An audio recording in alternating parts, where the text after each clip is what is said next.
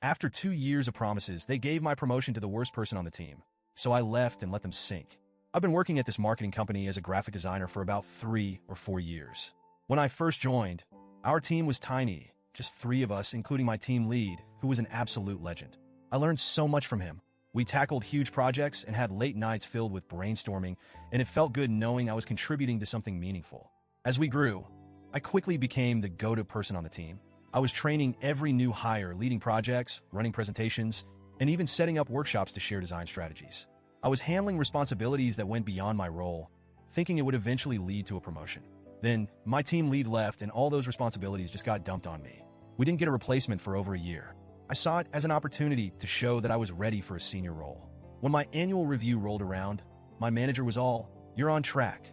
Just keep it up, and a promotion will be in your future." I kept working late, juggling more projects, and giving everything I had. But then, I found out that the company had decided to promote someone else, a newer hire, Jane. She had this social media influencer persona. Bubbly, loud, always talking about her brand and her followers. To be clear, Jane had barely been on our team for a year. Her Instagram and TikTok were full of day in the life of a designer posts, featuring fancy coffee, aesthetic office selfies, and captions about #hustle life. But her work ethic was questionable at best. She'd hand off half-finished projects to me saying, "I'm just so busy with my followers. Can you finish this up?" And she wasn't kidding. She had a decent following online. Her content was all about her corporate journey, but she spent more time curating her social feed than doing actual design work. I'd often find her snapping selfies or posting stories about her busy day while I was fixing her mistakes. But somehow, management loved her. She'd sweet-talk them, constantly dropping numbers about her social engagement and how much attention her personal brand brought to the company. They ate it up. When she was promoted to senior designer, I couldn't believe it. Jane didn't understand the basics of our workflows, didn't know how to work with stakeholders, and barely managed her own projects without help. Meanwhile, I was the one doing the heavy lifting. After that, Jane's behavior got even worse.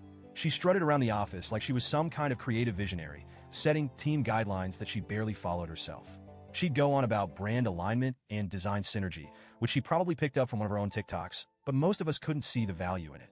Stakeholders started requesting me for projects instead of her, saying she was unprofessional or just impossible to work with. Then, we finally got a new team lead. I thought, finally, someone who might see through this. I put together a portfolio of everything I'd been handling: projects, trainings, client feedback, the whole package. I walked him through everything, and he was genuinely impressed. He told me I was an asset to the team and that my contributions were obvious. I started to feel hopeful, but of course that didn't last. Jane took on a high-profile project and completely bombed it. Somehow, her mess ended up affecting me too, since I had to step in and fix it. When she realized I had corrected her work, she stormed into the office and confronted me. She actually yelled, saying I'd embarrassed her in front of the client. I kept my cool and explained that I was just following the guidelines that she'd ignored. Our team lead intervened and admitted I was right, but he seemed too intimidated by her to really call her out. After all, she had influence. She could drag him on social media if she wanted to. Then my next annual review came up, and I still had a shred of hope that they'd recognize my work. Instead, my team lead gave me an average rating and told me to be more visible in the office like Jane. He literally said I should emulate her social presence to grow my personal brand. I couldn't believe it. I was the one holding everything together, training everyone, cleaning up her mistakes, and he wanted me to be more like her?